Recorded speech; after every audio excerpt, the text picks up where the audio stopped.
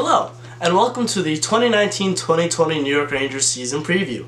Tonight is the first game of the preseason between the New York Rangers and the New Jersey Devils. I will be doing a live reaction if you are interested at 7 o'clock to that game right here. So let's dive into the team. These lines aren't in any particular order. I know Ryan Strome isn't on the list either. I just decided to talk about other players and how they might contribute to the team, and these aren't really going to be the set lines. The first line probably Panarin, Zibanejad, and Buchnevich. Second line Kreider, Hedl, Kakko. That might stay. And then you got to fit in Ryan Strome somewhere. And honestly, I wanted to talk a little bit more about Namestnikov than Strome, even though Strome is probably going to be the third or fourth line center, because I think they really want to try to flourish Hedl in the second line center role. Artemi Panarin is a first-line left wing to a T. He's a line changer and a game changer, and he's going to fit very well with Zibanejad and Buchnevich. His one-timer is incredible. He could do it all by himself. He's a fantastic skater, and he knows how to put the puck in the net. This guy right here is key for this guy. Zibanejad and Panarin need to build chemistry and need to be able to flourish on that first line for Zibanejad to really essentially be the first-line center for his own future. Zibanejad is really skilled around the net. He knows how to pass the puck, he knows how to shoot the puck, and he has a very nice one-timer as well as Panarin. We saw a lot of action last year from Zibanejad. He led the team in points, had a career high in points, and I believe playing with Panarin, he could possibly surpass his last season career high. In order for this first line to be successful, they need Zibanejad to play a solid two-way game. Zibanejad needs to also prove himself as a two-way center. If that line is producing, they also need Zibanejad to play solid defense. I know it's a hard job, but as a two-way center, which Zibanejad is kind of in my eye, he's probably the best defensive center on the team. We really need him to play a little more defense and a two-way game in order for that line and the team to be successful. Pavel Buchnevich will most likely be the first-line right wing. He really had a good season last year and was able to get a contract done for the team. He's really looking to grow into being a more consistent player, and as I said in a past video, it does take Russians longer, in my opinion, to develop to the North American ice and to the North American gameplay. Let's move on to the second line, Chris Kreider.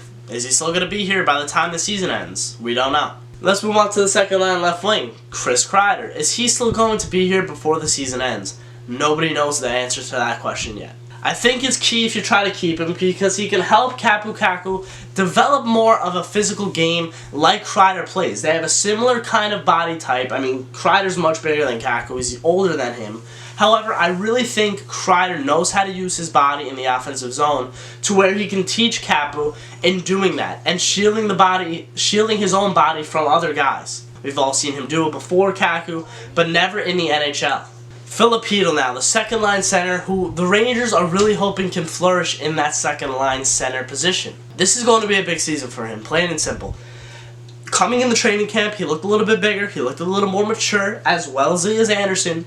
However, Filipino had a much better season than he did last year. I think he's ready to step into that second line center. He knows how to skate with the puck. He's very good at driving the net. He knows how to use his body, and as he gets bigger and as time goes on, he'll learn to develop how to use that efficiently and effectively. He has a really good shot, he's a pretty smart passer, and you never know, he could possibly land on the second line unit and the power play as well this season. There was 2 goals, I believe it was back-to-back goals in games he had. It was against Boston and against Chicago, where he drove the net and really made him a threat to score the goals that he did. And he blew by 2 pretty solid defensemen, Yoki Haru, who's a young up-and-coming defenseman, and Charlie McAvoy. And he can also clean up in front of the net. Personally, I think it's time for Hedl to really develop his center game so he can be a second-line center. And I believe he can. Let's move on to the second overall pick in the 2019 NHL Draft, Kaapo Kakko. He's a tremendous skater, he has sick edges, and he can bury the puck as well as anybody in the Finnish Elite League.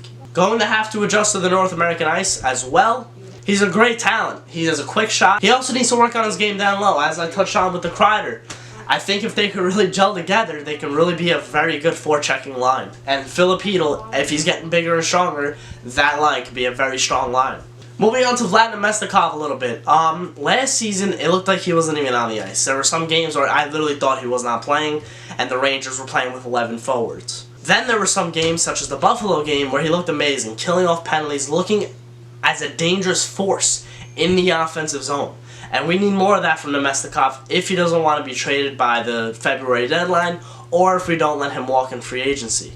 if Nemestikov wants to stay, he really needs to prove himself. He's probably not going to get top 2 line minutes. So he needs to really embrace that penalty killing role that we probably think he's going to get. And either on the 3rd or 4th line, he needs to make his minutes count. Brett Howden played a really good solid season as one of the younger players. I think he had probably the most complete season out of the young guys. I think he's going to be more of a 3rd line center. He has a really nice pass, has an okay shot, and he needs to work on his skating and physicality to really be that 3rd line 2-way center. Out of Hedel, Howden, and Anderson, I think Brett Howden is the most center ready in terms of winning faceoffs and his build. Let's move on to Vitaly Kravtsov, one of the top Rangers picks in the 2018 NHL Draft. Possibly going to be making the team this year as well. He's a very good skater, has an okay shot, and a really good pass. However, my favorite thing about him is that he knows how to use his edges. Like Kaku, he knows how to protect the puck from himself and from the other guy. As well as Kaku, he needs to learn how to translate everything onto North American ice, and it is not easy for him. He is one of the smaller guys. However, as he grows, as he gets older, he'll learn how to use that like Buchnevich. If Kravtsov starts out like Buchnevich did, don't hound him. Don't get on him right away.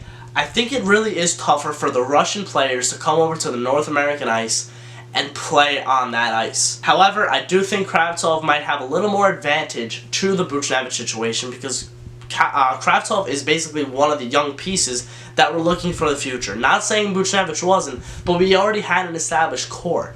As of right now, we really don't have an established core besides Zibanejad. 4th line left wing, Brendan Lemieux. He was able to get a contract done, which is fantastic. I think he is going to fit well in the 4th line left wing positioning, and he's going to be what he's advertised. Banging bodies, stepping up for teammates, especially the young guys, and I think him on Anderson's line will be very well. I know that he wants to try to score a couple more goals as he did last season, and now that he's going to be able to get the chance to play consistently in the NHL and get a lot more minutes, I think his conditioning might turn around from last season and he'll have a pretty solid season. We already know what Jesper Fast can give you. I'm very happy he is here, and I think he's going to be a very good depth piece for the Rangers. I'm going to take a Steve Valiquette quote here. Centers can adapt and play well on the wing. That's why I don't have Ryan Strome on this list, because possibly he might be playing wing, and I honestly don't know where he might go. Brett Howden, Filip Chytil, and Lias Andersson need to prove themselves this year that they can play center. Filip Chytil might play on the wing one game, and Ryan Strome might slide into the center position. However, it is easier for centers to play on the wing than wings to play in center. It's simple. As you can see on the bottom, I want them to get rid of Nemestikov, but I don't know if that's going to happen. This is a big season for Lias Andersson. He looks a little more mature, looks a little bit stronger, alike with Filip Chytil. But the way I've seen him skate in training camp, he looks like he's getting much better and much stronger. And he might even possibly get on the 3rd line a little more minutes. We'll see how his season starts. I'm expecting a big season from Lias Andersson. Now let's move on to the D-Corps, where it's kind of a sticky situation right now. You have your top 2. We already know it's going to be Brady Skjei and Jacob Trouba. Now you move on to the bottom 4, and it's either going to be Libor Hajek and Mark Stahl. I don't think Brendan Smith is going to make the squad. I think he's got too big of a cap hit and not enough skill to really make the team this year. However, I'm not the coach. I don't know that. Unless he has a really good camp and a couple preseason games, then I think Smith is going to Hartford. Adam Fox is probably going to be the 2nd line right defense, and Mark Stahl possibly, either him or Libor Hajek is going to play the 2nd line left side. This is a big season from Brady Skjei. He's going to have to learn how to play with Trouba, and I don't think that might really be a problem, but this is a big year for Skjei. He needs to prove that he's the top line left-handed defenseman. We have Keandre Miller coming up. Does Skjei really want to give up his role to a rookie already next season? Possibly. Skjei's a good skater, he's a good passer, he knows how to play defense. I'm not going to be too worried about him. Jacob Trouba is a physical defenseman. As you can see, he hit Kaku in training camp. He's not afraid to get physical with anybody. And that's good. That's who the Rangers need on the back end. Think of him as a Jeff Bookeboom, but a little more offensive-minded. He's not really too much of an offensive defenseman. That's what Adam Fox is for. Adam Fox is going to probably have a pretty solid rookie season. I'm excited for him. He's a really good skater as well, knows how to use his edges, possibly best than anybody on this team that I've seen so far. And he's going to be one of the top offensive defensemen for the New York Rangers. Mark Stahl, we already know about him. Libor Hajek, the last game he played was against the New Jersey Devils. He scored his first NHL goal against them. And now he makes his return tonight for the first time since then. He looked amazing through the first few games he played with the Rangers. And now that he's going to have a chance to possibly crack the team from opening night, I think it's going to be good. I don't know who's going to be the third line right-handed defenseman. Tony DeAngelo's still not signed, and I don't think he will. Which sucks, because he had a pretty good end to last season, but, I mean, the money is nowhere to be found right now for the New York Rangers, as they, I believe, only have a little over $1 million in cap space, or maybe just under. So they're really banking on DeAngelo to sign a Lemieux-like contract, and I don't think it's going to happen. So I have Joey Keane in there. I know he's going to be a solid defenseman. Maybe might crack the lineup because of that situation right now. So we'll see where that goes. And now on the bottom, I don't know if you can see that, but I have Lundqvist, Georgiev, and Shesterkin. We already know. I believe that Lundqvist and Georgiev are going to get most of the starts this season unless Shesterkin has an insane preseason. I think they want to start Shesterkin in the AHL just for him to get the vibe of the American Ice a little bit. And I know I've been saying it throughout the whole video, but it really is tougher for goaltenders to make the adjustment to North American Ice. It is completely different angles, completely different way you're looking at and tracking the puck, especially from the corners and the way the passes come out from behind the net. So Shesterkin, I think he might get a little more attention in Hartford than he will in New York, as of right now. Alright, that's it. Thanks for watching the video. I'll see you tonight at the live stream if you want to come. Thanks for watching. Leave a like if you enjoyed. Subscribe if you want more. And please enjoy this 5-year-old writing of Let's Go Rangers. Hey! Thanks for watching the video. If you enjoyed, remember to click the like button. If you want to watch another video, click right there. If you want to watch a playlist and start from the beginning, click right there. Remember to subscribe if you want more, and I'll see you guys later.